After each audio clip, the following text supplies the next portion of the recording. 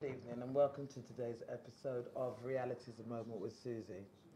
I hope I hope everybody has had a lovely time. Sorry about that. But no, on today's show, we're talking about bringing up teenagers. And with me, I have two fantastic guests. They've spent years working with teenagers, so I feel that if anybody out there has any questions or wants to, say something, add something to the conversation we're having, ring in, come and have a chat with them. These are who I would call the experts at the moment. And so right here beside me, I have Chantel Cummins. Hi, Chantel. Hi. And thank you so much for joining me. Thank you. And Chantel, how many years have you worked with teenagers? 12 years. 12 years. Wow. I feel that. I remember when you started. Yeah. Yes. And I have Miriam Youssef. Miriam, thank you so much for joining me. Hey, thanks for having me. And how many years have you worked with teenagers? I've been working with teenagers for about 13 years now, since I was about 12 years old myself. You started work. I started volunteering. When you were a teenager Myself, yourself. yeah. Wow, that is absolutely amazing. But no, guys, remember this is an interactive show. The number will be scrolled at the bottom of the screen. So if you want to ring in and join in the conversation, ask any questions, because I think teenagers are very daunting people at times, and very complicated. And you have a child who grows from someone who listens to hangs on to every word you say, listens to everything you say, to all of a sudden it's like, no. And then you're in shock, and sometimes you look at the child and think, is this actually my child? Well, yes, it is your child. They're just an individual doing what they feel like doing, and they're going through exactly what you went through, but it feels different because you're now on the outside and they are the individual that you are dealing with.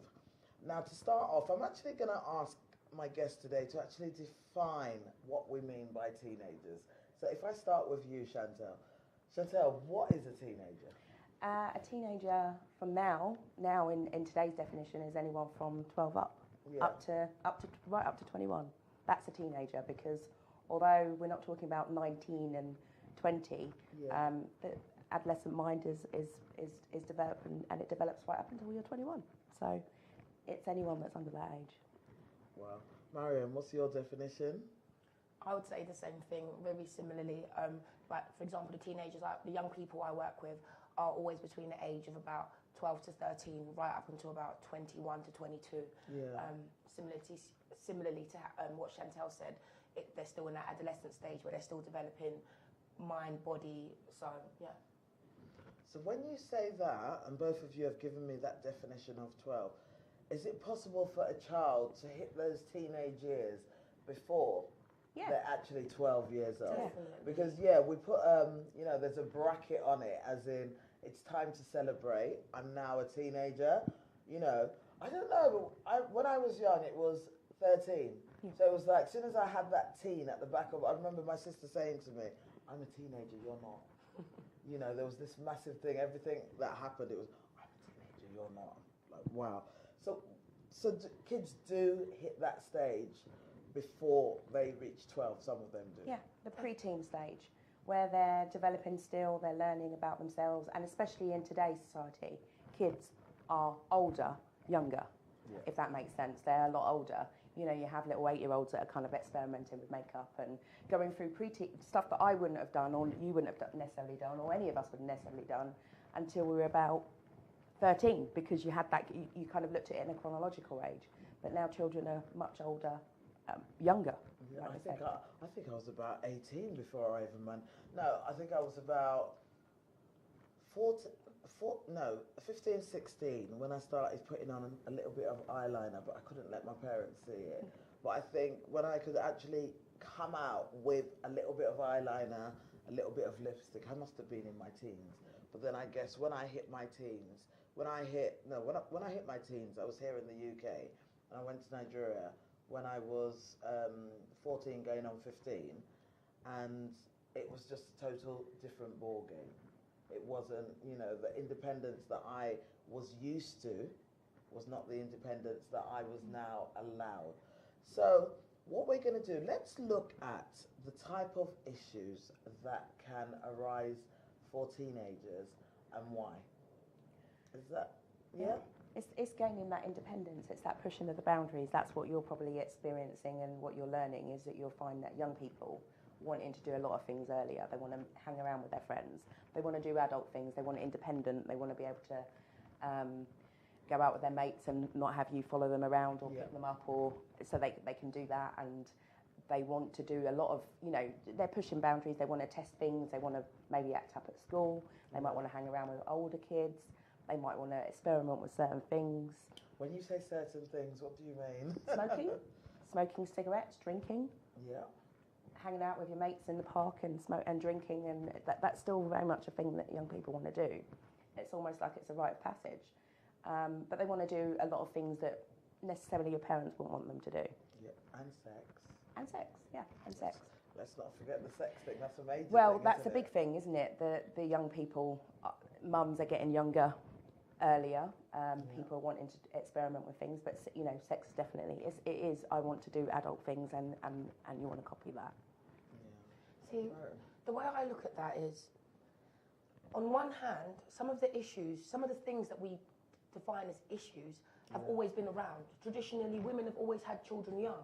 However, what I find is that young people in today's society are going through multiple things all at once.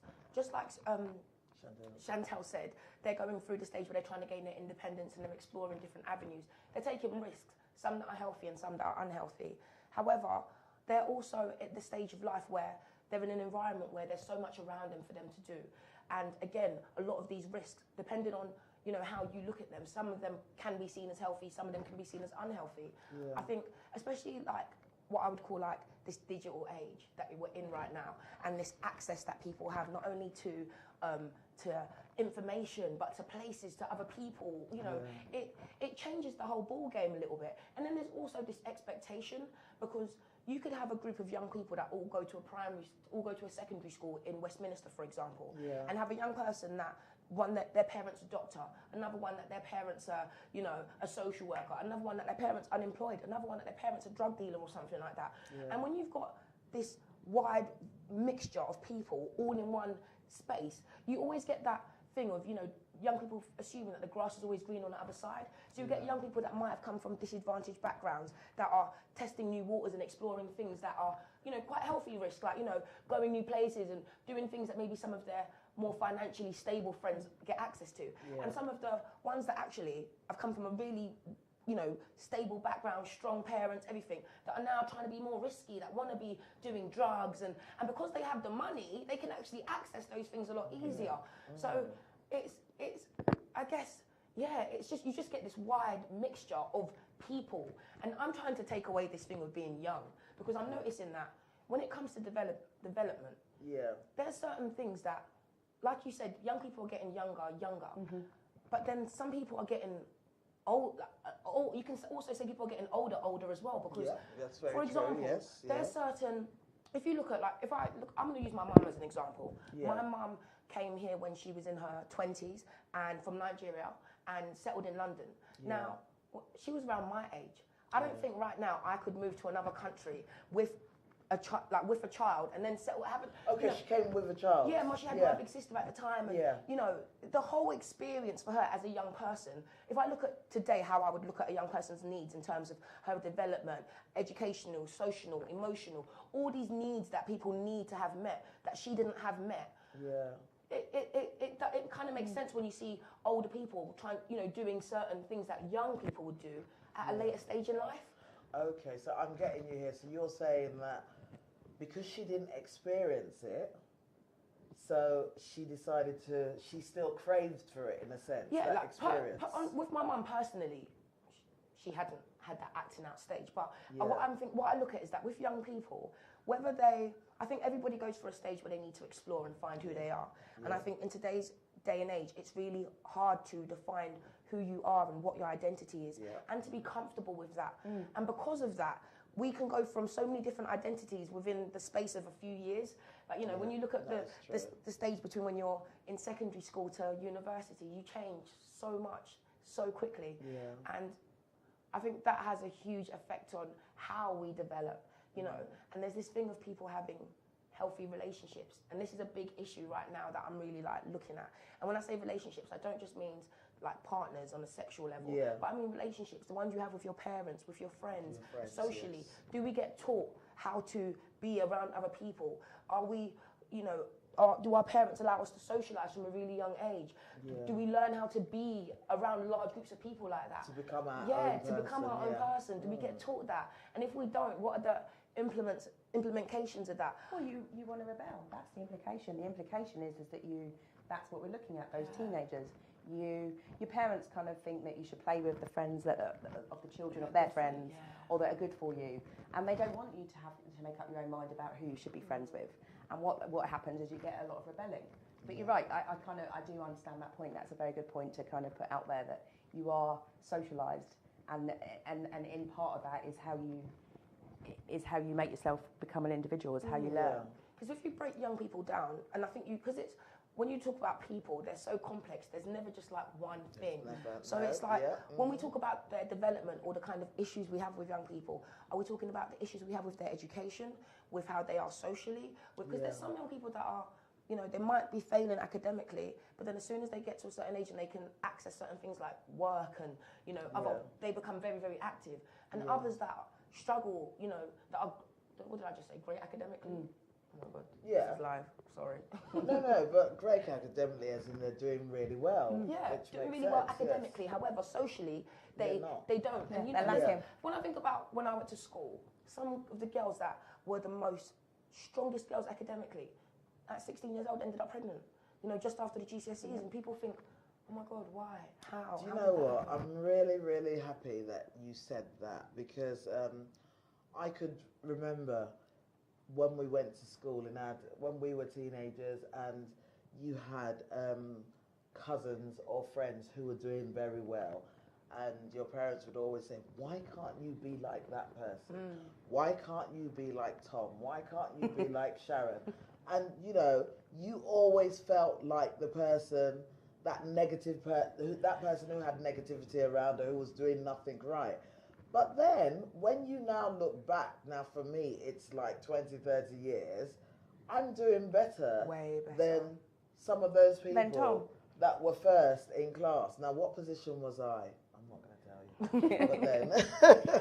I don't even think that you can judge and judge a character by who they are at 14 or 16. Yeah. They're not the same person at all. And wait, when you said, can you hold on to that? Because what I wanted to say to you, that is because at the same time, I want us to be able to give some parents advice around how to cope with things, because I think, like what you were saying, we judge our kids. So we look at them at 14, it's like, right, you're like this. But what we don't realize a lot of the times, you're not going to be like this forever. That's right. Because you as a child, you are still learning. So like now, I might not be waking up on time, but it doesn't mean I'm not going to be waking up on time forever. Certain things lead to us changing our ways into different ways. So no, I want you to please expand on that. Well, it's a responsibility. It is about making sure as parents that you don't judge your kids and make your kids feel that they're inferior. You used a good example there, Susie, when you said you were compared to Tom, the fictional Tom. And Tom was great at school and he was doing well what his parents wanted him to do and what he was doing outwardly. But little did you know that Tom was also the one that was sneaking out, bunking off school and not doing the stuff. And that's why today you can look at Tom and see that Tom didn't do as well as he should have. The thing is, I think as a parent, you've got to allow your children to be individuals. And it's difficult, and it's very difficult not to fall back into the things where you kind of think, well, my parents didn't let me do this, so I'm not going to do that with my kids, or I'm not going to make the same mistakes that my parents did. Yeah. And it is so easy to do that, and where you can go one of two ways. Where you can go a way where you think that you're actually more like a friend with them than you are than a parent. But I think you've got to strike a very careful balance about making sure that you are that to your parents, your children, so that they can talk to you, have conversations with you, tell you about how they're feeling, because they're learning about how they are in the world at the same time as everything else that's going on. But also you have to give them the opportunity to know that you are the parent, so that your word is law, and that so that they can go out and give themselves a fair crack at the whip. Now, do you know what? When you talk about parents inserting their responsibility on their child, I believe, and from my experience of working with a lot of parents, and a lot of parents that come from different cultural backgrounds than the UK and have settled here, I believe a lot of them struggle with that because they don't understand the boundaries that they can go to with their kids. And some of them feel totally disempowered because it's like, oh, I can't discipline my child the way I want to, because if I do, social services will be on my case and they'll be taking away my child. And so sometimes you find that such parents sometimes go the other way and become too slack. Friendly. Yeah. Too friendly. I think it's quite difficult, and especially the cultural thing. I think that's very important to kind of realise that the beating or the discipline, or how you kind of enforce what you learnt back home and translate it to today's modern child, it has to be different to how you thought about how you worked with you, how your parents worked with you. It's just different, because you can't be beating up your kids like how you do back at home, because it's not acceptable. And also, in today's society, that's going to get very different results. What you're doing is you're then forcing your kids to do whatever they're doing underground, to do it underground, to hide it from you, to learn to be more deviant than teenagers possibly can be. You know, you can do things, but it's about kind of making sure that you strike a balance. I definitely agree with you about having a balance, and I think this is we all have this idea of, you know, having this kind of almost perfect life, almost perfect children, and it's an idea. You know, there's no such thing as perfect, and people have to become comfortable with that and aware that it's okay for people to make mistakes, because we all do. Because there's two ways you have to look at it. On one level, it's really important to install the right type of values within your children. And one thing that a lot of people, and I'm not even going to say adults, teenagers, a lot of people forget is this: no matter what role you play, whether you're an adult, child, teacher, child, friend, when you want to teach somebody something, you can't be a hypocrite. You can't say to somebody, don't lie, but then they see you lying. You can't tell children, don't do this, but they see you doing it. And the thing about it, this is where I think there's a real issue, because when it's your children, they can really strike a nerve. And because they're your children and you've brought them up and you've taught them, how dare they question you and question your word? However, children make you reflect, because a lot of the things they do, they're like sponges. And a lot of the things they do, whether you like it or not, they've learned it from somewhere. And a lot of the time, it's from very close within the family, very close within the community, very close within their environment. So it's important to hold that, yes, my child needs to be responsible and they need to learn certain values. And also understand that I, as an adult, I, as a mother, as a father, I'm still learning. No matter what, I will continue to change. So it's almost like, as soon as you feel like you know yourself and you feel like you know your child, start again, because you guys have changed, because you've moved another level. More information is coming. It's almost like a every game day, that you play in. And as soon as you clock the first level and it's like, we got somewhere, I know something now. Next level, and you're starting all over again. And I think this is the thing this is part of the journey of life. And this is why if we stop thinking that there's going to be this end goal or this end result, because that's almost like what we're waiting for, this day when it's all over, when we stop parenting, we stop having to tell. Yes. That never happens. That never happens. You're always. I still go to my mum for advice. When I'm a big still as go far there as- for yeah, dinner. still go there for dinner. I heard a lady complaining, and she was saying, I'm 75 years old, my mum is 90, and she still talks to me like I'm a child. And you know what? It touched my heart, and I loved that, because I thought, sometimes I get frustrated that, why is my mum talking to me like this? I'm a big woman now, look at me, you know. But then it just reminded me that it doesn't really matter at what age you are. You see that dynamic. Somebody can always make you feel that young, that small again, and it kind of just puts you back into that place. So for me, because I don't have children yet, when I look at the relationships I have with my siblings, the relationships I have with young people around me, it really makes me give them space when they're growing. And when I say space, I mean, when they do something wrong, I remember, and I have to realise that you're not doing something personally to me. You're not doing this to hurt me, to attack me. Sometimes you might be attacking the role that I'm playing right now, whether that's being mum or being dad or, you know, whatever role. However, it's not you trying to hurt me. Do you know what I mean? And sometimes when it is being blatantly a young person acting out really badly, that they're hurting everybody around them. Because there are some young people that I know families feel that they cannot control, they don't know what to do, they've gone everywhere and they don't know how to help this child.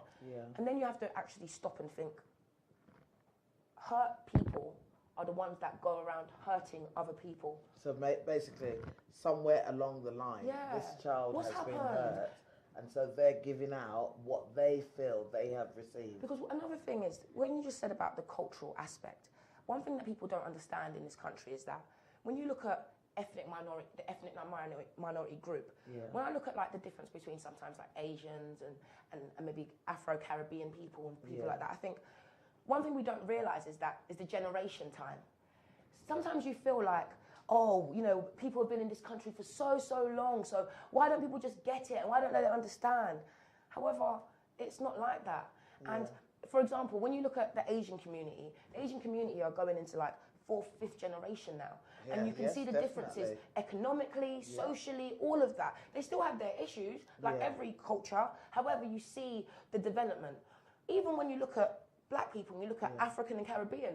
Again, Caribbeans, you can find Caribbeans now that their second generation will be like, my mum was born here, you know. And so, but when you look at a lot of the African community, yes, you do have people within the African community that are in second generation. But I still feel like it's still rare to find 3rd, 4th, 5th generation Africans. It's much rarer. You're and because of that, when you think about it, like I said earlier on, if you have a 25-year-old person that comes to this country or has a child or comes with a child and they now have to provide the basics, food, water, you know, a home, a school for my child, sometimes because I'm working all day and I come home and I'm tired and I have to clean and I have to cook, where do I have the time in a day to then stop and say, child, let me show you how to love. Let me teach you what respect is. Let me teach you what this is. So then when we do see our children acting out, being bad, you know, you think, why are they acting like that? We need to stop and I think right now I'm really defending the young people here, and I'm really talking from the family. But I feel like whenever we talk about young people, we do talk a lot about why they're so bad, the people they're mixing with, what they're doing on the streets. No, you're very and I feel right like there, no matter what, historically, think about all the things you've done that your parents never know about. I don't want to think about the things I have done. Well, they are that gone. is the reality. see, that's the place of... But for me, there's very little I've done that my mum doesn't know about. But your mum, Chantel, now if I remember very well, your mum was very liberal. Yeah. So in that, and sometimes, I don't know, I came from a totally different type of background than you, and I know we had conversations about this years ago. Yeah. And half the things you told me about your mum left me in shock because I knew that was never ever going to happen. In your house. In my house, you know, would never have happened. And one thing for me is I know that I had to work very hard and I'm sure I always spoke about this, didn't I? I had to work very hard when I became a parent with balancing the discipline and also becoming close to them. But I feel that I was able to do it because of the exposure that I had working within social services that kind of gave me a lot of ground and a different way of thinking. What do you guys think about the effects of cultural norms? So when I say that, I mean, like I'm Nigerian, for example. Yeah. So, for example, in my house, it's if an adult came into the house and I gave them something with my left hand, it would be seen as being disrespectful. Yes. You know, they would be like, Yes. you know, something. Uncle or auntie would tell me something. Yeah. However, within the Western world in which I reside in, there's no issue there. Sometimes when you're getting told off at home, it's rude to look at your parent directly in the eye. Yeah. You go to school, you do the same thing. They tell you, why are you not looking me in the eye? Why are you looking away? Yeah. Can I answer that? Yeah. Yeah. I think for me, one of the things I've always felt is that unfortunately, parents do not think about this when they decide to leave their country and their culture and everything they know. I think it's not something you consider. I think automatically as parents we think we're going to have kids and we're going to bring them up in the way that we know. And we don't think of the outside influences that take over even what we teach our child. We forget that our child sits down and watches TV and that they learn from that TV that they're watching. Our child goes to school from a very young age. They start off at nursery, then they go on to primary school, secondary school. All these places teach them different things because they meet with different people. They meet with teachers, they meet with peer groups. Peer groups have a major influence on our kids, and I think as parents, we forget it, because I remember as a child my dad would say, and I don't mean this in a derogatory way, but I remember always my dad said, "You're not white." But Yeah. what my dad was saying to me basically was, "You are not British. Yeah. You are Nigerian. And you have to remember and that. You need to always remember But that." it is interesting because my mum was West Indian, first generation, born there, came here, and Yeah. and although she was liberal, I still knew that I needed to be respectful out of my elders, and I know how to act around them. But I also know that I was also given a lot of freedoms that a lot of Yeah. people weren't given, and those freedoms translated in the sense that I didn't have to hide like my friends did, and I That's didn't have another to thing. pretend that I was That going is out with my another thing, yeah. going out or Yeah. staying at Susie's house and really I was over at Michael's house or whatever. Yeah. Didn't have to do that because my mum was very open. The door was always open. There was a dialogue. There was conversation about what you were feeling because she understood that. And do you know what, Sharon? I'm going to interrupt you there, but because you know what? I think there is a very important thing that a lot of parents miss. I might be guilty as well. Communication between them and their child. Yeah. And, you know, for me, you guys, how important do you feel communication is between a child and its parent, and also what levels of communication should there be? I'm going to answer this from my point of view. I Yeah. think you need to be, as a parent myself and as someone who's, I think, had good parenting, you need to be, communication is the most important thing. Yeah. You need to be able to understand your child and understand where they're coming from and for what reason they're doing whatever they're doing. Yeah. And the only way that you're going to be able to do that is that you have to be able to foster a place where they are able to talk to you about stuff. So you have to They're make able it to come to you. comfortable, Yeah, you have to be comfortable. You know, you have to be open about conversations about drugs and the dangers that are out there that are affecting your children. Yeah. You need to be, you know, it's all very well and good. Your dad probably would have said to you, "You're not white, so I'm not therefore having that conversation with you." Yeah. But from when you need to have an understanding about what's going to happen to you as a woman, as a boy, or as a child growing up in terms of, you know, developments in your own body and stuff like that, and how you feel, and you know what your feelings are doing, and the fact that you fancy that boy or you don't fancy that boy. You need to be able to have a conversation and be able to speak to your parents and know that what you're going through is fine, and and in turn that doesn't give you a place that you need to rebel from, because if you're able to go and speak to your parents about the fact that at school an older kid might be influencing you or trying to get you to do something and you don't feel quite comfortable about it. And, you know, if I tell my parents that I'm even having those kind of, I'm even hanging around people that do those kind of things, they're going to stop me from doing X, Y, and Z. You need to be able to understand that you need to have a conversation and that it's openness in the first place. Yeah. And it's, you know, going out and having boundaries, because I was my mum was very boundaried with me. I knew that she was my mum, but I also knew that I could have a conversation with her about sex if I needed to. And I could also have a conversation with her about if someone, you heard stuff at school. I remember, just an example, someone was being abused at school and they came and told us, and I kind of spoke to my mum, what do I do about this? How's the best way to kind of play this? A lot of people wouldn't have been able to have those kind of conversations. I wouldn't. In my days, I wouldn't have it. But also what I feel is that a lot of parents do not know their child, but want to believe that they know their child. That's right.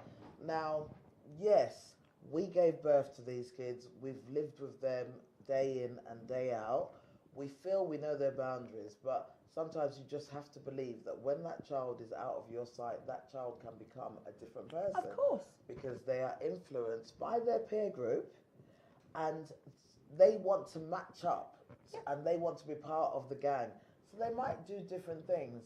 Now, as a parent who now discovers this, how do they deal with such things? Because I think I've seen a lot of parents turn around and say, not my child would never ever do that. No, you're talking about a different child. You've got to trust that as a parent that you've done a good enough job to know that your kid might well be experimenting with those things, but you also got to understand that experimenting, that touching of the boundaries, those pushing of the boundaries, that testing of what they can do and what is acceptable and what isn't acceptable is all part of being a child. It's all part of being growing up.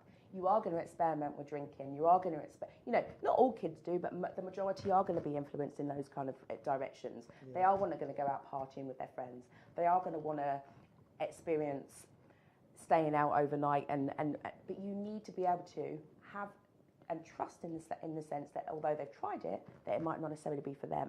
And you've also got to trust in the sense that you have done a good enough job that your kid will realise that it's not right for them. And I think that's the most important thing.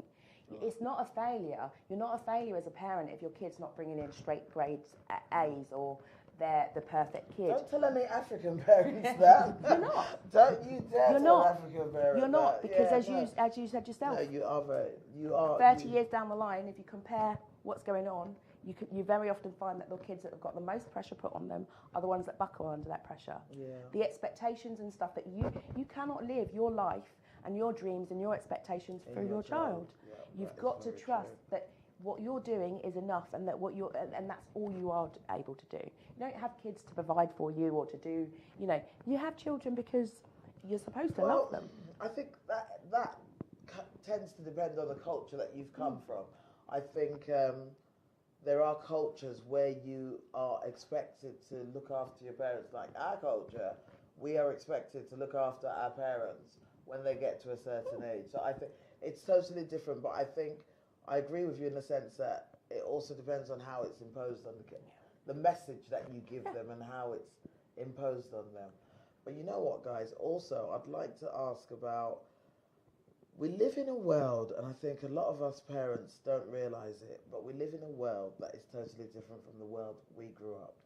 The world has changed in a very short space of time. If I think back to the 90s, to the early 2000s, life was totally different.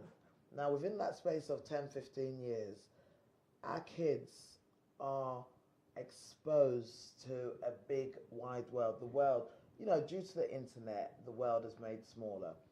A lot of parents do rush out and buy the best gadget for their child. They buy the best mobile phone. I see some 8, 9, 10-year-olds walking past me with an iPhone, a BlackBerry, and I'm like, HTC. They know all the phones, and they can teach their parents the technology. How do parents control what their kids are being exposed to when they give them things like an iPad, a mobile phone? Because I don't think they think about it. I don't think we think about it. Well, they need to be educated themselves, because it's where I always question the kid that's got the iPhone at 4 or 5 or whatever. I'm thinking that why have you got that? Is that so that mummy and daddy can say, oh yeah, John's got a little iPhone? Or is that really because that's what the child wants? Sometimes it's because that iPhone is a childminder. Exactly. Yeah. I was just about to say that. I babysitter. feel like we were just talking about communication a moment ago, and the biggest change that I think as a society that we've gone through over the past 10 to 15 years is the way in which we communicate. We don't communicate anymore. We don't talk to each other anymore. You can be in your house and everybody's on their mobile phone tapping away rather than saying... People text from upstairs to Yes. down. It is ridiculous. And parents and children both are like entertain it. Now, what people are not realising is that this bit of instant gratification that means that you can say something really quickly to somebody over there, it's taken away something that... Communicating, talking, sitting down. See what we're doing right now? You're sharing a certain type of energy. Not only do you get to share information, but you learn more about each other like this. So you see like this little time when you go between when you finish school, finish work, that 3-4 hours before it's time to go to sleep. It's really important just to talk. And people don't, a lot of adults and young people don't know how to communicate because it's this thing of adults don't, I know that when I was growing up, I don't think your parents do it purposely, but I didn't just chat to my mum like, oh yeah, mummy, what's happening? You okay? You know, because who are you? It's kind of that adult child. But really, that would have been something important to do, to come home and actually talk about how was your day? What happened today? Yeah. You know, because that's where you get to explore what your child is going through each day. Yes. And then when they tell you, oh, mum, dad, this is what's going on, then you can then step in and say, oh, well, if that was me, this is how I would deal with it. Because that's how they get to learn. And again, it's all about reflecting. They say, you know, become the change that you seek in the world. The change that you want to see in your kids, you've got to do that within yourself. Because if you're a person that doesn't really talk much at all, then it's not surprising that you don't do it with your child, or your child doesn't know how to communicate. Yeah. It's I'll very... talk to you. Yeah, that's right. I mean, we had, at home, we used to have an hour. You know, we sit down, eat together, have a conversation about what our days were like, and it was a two-way conversation. It was vice versa. Mum would tell me how crap her day was, or if it was fun or whatever, and I'd tell her how school was, and we'd all kind of have a conversation about it. And I think that one of the things that I have taken away is that I will replicate that. Because I think it is very important that there isn't a time where you stick them in front of the iPad or give them and let them kind of learn that way, or you're texting them to kind of see how you're doing, because the world is not...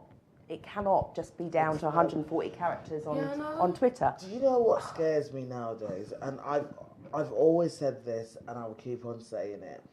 It's kids' exposure to technology. It scares me. And I remember there was a time when the kids, a lot of parents don't know about this technology that their kids are actually using. Yeah, most parents are on Facebook, and that's where we kind of leave it. A few of us are on Twitter and Instagram. But I remember going on the internet, I was just, you know, I think my daughter said something about Snapchat. And I thought to myself, oh, what's this Snapchat? Let me go and check it. So I decided to read about it, and and one of the things that scared me that I actually read about it was that Snapchat it's a mobile application whereby they send instant messages, but these instant messages disappear. Yeah. So they send pictures, they send anything, and why kids love Snapchat is as soon as they send it, it's gone. And the person reads it, it's gone and there's no trail of it. Now, your child, you know, you're downstairs, be it that you're cooking dinner, your child's upstairs on their phone doing Snapchat, you don't know what, you always have to have the benefit of a doubt when it comes to a child. Don't believe that you know what they're up to. Yeah, and that's why it's really important to balance out how much time your child spends on social media, you know, using that type of technology. It's really important to try and keep your children active. How do parents control this once the kids are teenagers? Because when they're in primary school, it's easier to engage them in activities that you want them to do. When they get to secondary school, it becomes different, and you start giving them more leeway, you start giving them more space. So how do parents put control around that with teenagers? What's the best way of doing that? I think every teenager, every person loves doing something. And if you're able to, you know, after school, on the weekends, be active in some way, you know, whether they're, you know, going to some sort of club that they learn something from, whether they're volunteering somewhere, you know, just keep your children busy. Because when you're a busy person, you don't have time to be tapping away. You will do it, but everything will be limited. But people that have too much time on their hands, of course they've got time for that kind of stuff. Do you know what I mean? Of course they've got time to be, you know, doing really unheard of things online because they're bored. And when you're bored, Do you know what I mean? All sorts of things happen. But when you're entertained, when your mind is what's the word, being stimulated, you're continuing to grow. You know that there's more out there in the world. It's much more fun running around in the world, in the field, than looking at it on your phone or looking at it online. I think also how you manage it as a parent is educating yourself. It's making sure that your children aren't surprising you by showing you, look, do you know what Snapchat's doing, Mum? And did you know it could do that? It is about making sure that you know what's out there, so that you know that you're ahead. So you're forewarned.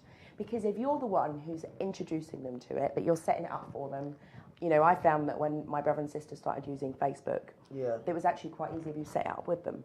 Because then you know what the password is, you know what they're doing and what they're accessing and what they're not. This was one of the things that I wanted to talk about when it comes to teenagers. And one of the questions I wanted to ask you guys, that when it does come to what level of privacy are you meant to be giving them? Because we give them all this access and we don't know what they're up to. But I feel that there is a lot of sensitivity around the level of access, what you are checking that they're doing. So how is that managed? Well, I think you need to set some ground rules and some boundaries that you can both agree. You need to find out. You need to kind of say, because it's not necessarily 100% right that you're looking at your 16-year-old's Facebook page. You might be friends with them and see what they're posting and have friends in common. You might be using it in that kind of device. But you shouldn't be able to log on to their Facebook. You should be able to trust that you've taught them well enough that you know what the boundaries are and what you're expecting for them to how to use this system. But then again, Chantal, when you say that, we're talking of kids going beyond those boundaries. So, you know, let's talk about 13, 14, 15. You're talking about the ladies that you're seeing these videos that are going around on Facebook where the parents beat the kids because they've noticed that the kids posting naked pictures. I'm not even talking. Well, now that you say that, yes, I did see one 13-year-old girl. I mean, I think it was awful that the mother filmed herself beating that child, because I think that, however, but I don't think it was in the UK. I think it was in the Caribbean. In the Caribbean. I feel, for me, I feel that whatever punishment she decided to give to that child should have been between her and that child. But the question I ask is, how would such a parent have avoided that? Because one thing that I've realised is that there's been a major concern around what kids are sending over the internet, who they are talking to, because they've got BB, they can add anybody they want on BB. They've got Facebook, they can add anybody they want. They've got WhatsApp, they've got so many. And I had a friend's child on my BB. But then, because I never ever talk, there were two of them, I never ever talked to them on BB, so I think they forgot I was there. So then one thing I noticed that they do, kids, is they send BB messages saying, add this person. Yeah. Add this person. And I was getting 4 or 5 messages of them sending out to groups of people saying, add that person. Who are they adding? And what do those conversations lead to? How do you guard such things? Well, that goes back to that whole kind of a follow on Twitter and Instagram and stuff. Yeah. And it is difficult to manage it. It is difficult when children want to, you know, you're measured by how many friends you've got on each of those social media platforms. But again, I think you have to go back to education. You have to explain to your child that you need to be careful about who you're adding. That you can't just be following random people or letting random people look at you. But then, do you believe that some kids won't take that advice? And you know, my question here is, some kids, I could tell my child anything, but at the end of the day, my child could do what they want to do. I've seen so many kids. How do parents protect them in that sense? I think that it's not what you do, but how you go about doing it. I think when it comes to social media, most social media anyway, you've got to be at least 18 years old to use it. No, but Facebook is 13. But, okay, so things like Facebook, for example, if I was going to allow my child to set up a Facebook, I would do what you said, and I would set it up with them. We would know we would both know the password and everything like that. I think by doing that, one, you're letting your child know that, you know, I trust you enough to have a Facebook account. But your child also knows that every now and then I might check on it. Do you know what I mean? And that's okay too. It doesn't mean I'm going to be snooping on you, but just to make sure you're okay, I might check on it. You're different to me.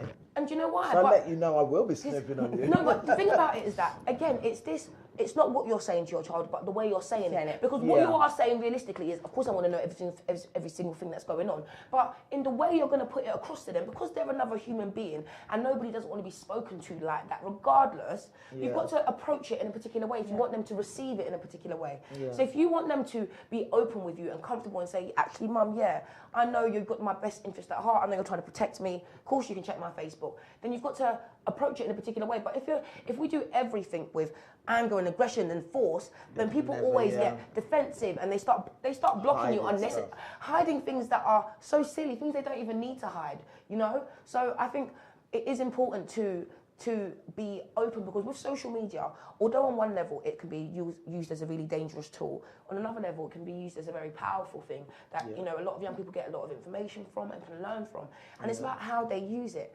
And I do think that when you look at young people, that you get this, that what a minority of young people do affect the majority. That's right. Yeah, And that's when you true, look at, if you look at like music right now, and you look at the kind of cultures that influence young people. Yeah. So if we look at this thing about young people sending a lot of nudes and being really sexual, we look at our media. When they're advertising toothpaste, they'll have a naked woman on the TV. Ooh, toothpaste. And you think, all of that bums and breasts for toothpaste. And, that's you know, aftershave, and they'll have an after. So you have, when you Coke. think, you know, Diet when Coke, a you know, half-naked you know, man. So it's like, sometimes we say, why? But then you have to ask yourself, actually, this is all the things that's been slapped into their face. So if sex is being promoted so much, that means that you have to step up and now educate them about sex, educate them on what it is, educate them that So actually feed their curiosity. Yeah, because what it is that knowledge is power. Young people don't want to hurt themselves. They don't want to put themselves in predicaments that are going to be unhealthy for them.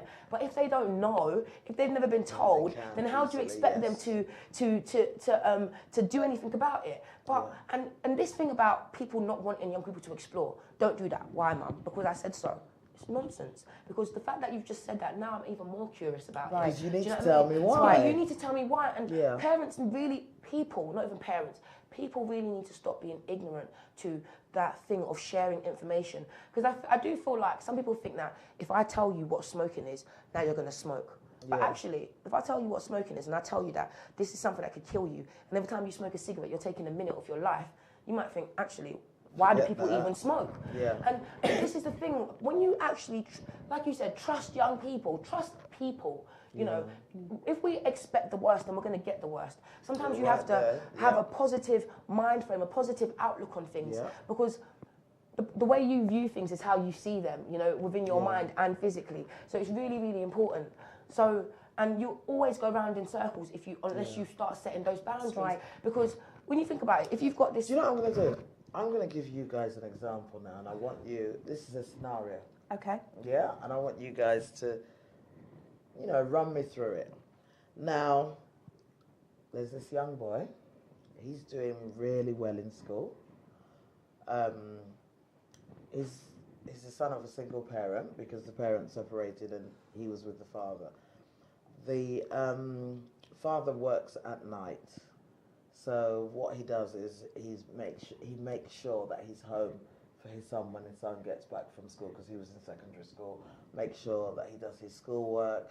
Make sure that he gets to bed by 9:30, 10, and he leaves the house to go to work for 11 o'clock. Schoolwork, excellent. School reports, excellent. The way the son presents himself, excellent. And then one day he gets a major shock. The phone bill comes, and the phone bill is £5,000. Oh. And he's like, you know, he's looking at this phone bill thinking, what's going on? And all he can see are these premier numbers, these premium numbers, that's it. And so he's like, oh, what's this? He dialed it. It's a sex line. Now, the only person in the house is the son. What type of advice? I'm listening to you saying, now guys. People say, like, you know, okay, let me... He was 14, the boy was 14. Oh. The boy was 14, and so this is what apparently he was doing practically every night when the dad was going off to work. How would you advise such a father to deal with such a situation? Who's going first? I wouldn't mind jumping on this one. Okay. Okay, so let's break it down. There's a few things here. Yeah. The young person is feeding this sexual desire, Yeah. and they've also just found out a £5,000 phone bill that cannot be wiped. Yeah. You little rat. Yes. So let's deal with that part of it first. It's so important that young people are aware of what it is to be an adult, and the fact that you can't sit on it doesn't matter. Go and get yourself a magazine. It would have been a lot cheaper. Do you know what I mean? From me, like, feel sorry for your poor father, for your poor mother. Do you know what I mean? Like, no one's not telling you not to look at nothing, but £5,000 worth. Like, it's not that. So what I would say is that in terms of the phone bill, there would have to be discipline. There would have to be consequence there. The young person needs to understand that £5,000 is not a little bit of money. I work really hard in order to provide for you. So £5,000 on a phone bill, talking to a woman. However, the sex line. So I would definitely say that the young person needs to do whatever that he can do. If he's old enough to work, pay back, and if not, then just discipline, punishment for maybe doing certain chores or washing people's cars or something, to work hard so that you feel that £5,000, you sweat that off yourself. Yeah. On the other hand, he's a 14-year-old boy and he's going through puberty and he's growing up. So yes, he's exploring. Yes, he wants to look at naked women and things like that. And there's nothing wrong with that. And that's what I wanted to say. The reality is that people need to be realistic. That kids nowadays hit puberty at a much earlier age, and if it's something that you do not address as a parent, they will address it by themselves, and that's how they end up getting into the wrong situation. I'm of the same school of thought there with the kind of the punishment for the £5,000 phone bill, and I definitely have a conversation with my son about looking at ways that he can maybe access free porn. Yeah, Wait, he's 14. At the You end don't of want the him to access. why not? He's clearly phoning someone. And do you know what you have to understand with this? As human beings, Susie. Guys, you're human shocking me. beings. How could you do this 5 minutes towards the end? Wait. Here's the thing. It's all about balance. Nobody's not saying. That's right. Nobody's not saying give your son a porn magazine and be like, Chantal just said, why not give him your son a access? porn magazine? I think it's about balance. So I feel like they should be able to, when you do sex education, you do have exposure to women and variety of women and naked people, and that's normal because that's human beings. However, it's how you use that, because when people start learning about pornography, some people start looking at it and actually looking at women or looking at men in a derogatory way. Well, you've got, like I said, it's about education. You've got to make sure that your child is understanding that the phone lines that he's ringing and having someone talking to him sexually down the phone, and him accessing that, you've got to make sure that you're not making that a taboo. The more you make that, that's disgusting, don't do that, don't do this, is the more that you're making him want to go out and seek it. Hence why he's running up a £5,000 phone bill in the first place. You have to go back and think about that realistically and have a conversation about how you make that safe for your child to access, to do, because clearly they've got some needs to access. Well, kids do. How old do you think boys are when they first start aware of their bodies and what's happening to them? Masturbation. I think it's something. Puberty. Maybe that's another topic. No, I think that is another topic, and I think that is something that parents don't think about, and I think it's something that parents don't want to think about, and I think that there are certain realities around it. Of course, in a world where... I shouldn't say unfortunately, whether you like it or not, it is part of the growing up process. And you have to think about yourself. That's right. Think about how old was you when you first looked at a guy or a lady and thought, I still don't. I'm still serious. I'm still yet to find the person that blows my mind. I'm sure I've told you this before, Chantal. Have I told you this before? Seriously, I'm still yet to see a person that I look up and think, whoosh, I have not seen that person. Yeah, I idolized Michael Jackson. I idolized a few other movie stars. But I'm still yet to see the person that it's like, hasn't happened. Is there something wrong with me? Perhaps. But anyway, this is not about me, this is about the teenagers. Guys, do you know what? We have, how many minutes left do we have? We have 1 minute left. oh my God, I told you that the time flies by. So, a quick one just before you go. 20 seconds each. How is the best way to handle teenagers? Respectfully, and not enforcing your opinions. You've got to understand that they're an individual. Okay. I think when dealing with teenagers, there's 3 top rules. Learn to trust them, they will learn to trust you. Learn to respect them, they will learn to respect you. And be genuine with them. Show them who you are as a person, and they will show you. If you hide away from that and try to fool your children, they will also try and fool you. Wow. Do you know what, ladies? I would like to say a very big thank you. My own tip would be communication. Realistic communication. If you put those boundaries around your child, then you will never ever see the real child that you have. You have to find a way that you can open up to a child and allow them to be the true person they are within themselves. But also, I think it's good to encourage kids to have mentors, somebody else that they can speak to, because sometimes, regardless of what you do, they will never ever feel comfortable talking about certain things to you as a parent. So whether you, and think about who you're enlisting, don't just throw them at anyone.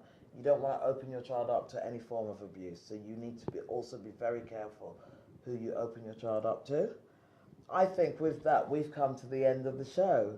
And I would like to say a big thank you to you, Chantel. Thank you. And a big thank you to you, Marianne. Thank you for having me. Guys, thank you so, so much. And I'd love to say to our audience, thank you, guys. They have been wonderful guests.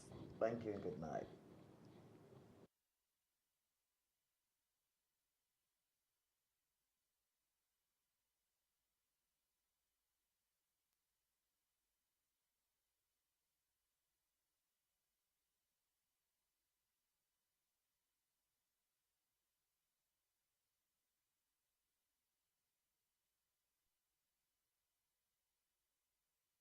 Badu Magazine, Africa's #1 magazine with the best entertainment in the UK. Essential information on business opportunities, latest happening in the entertainment scenes, student parties, house of worship conferences, and much more. For advert placement and business listings, we are equally your #1. Get your copy now at our website at badumagazine.com and various outlets in and around Nigeria, UK, USA, and Canada.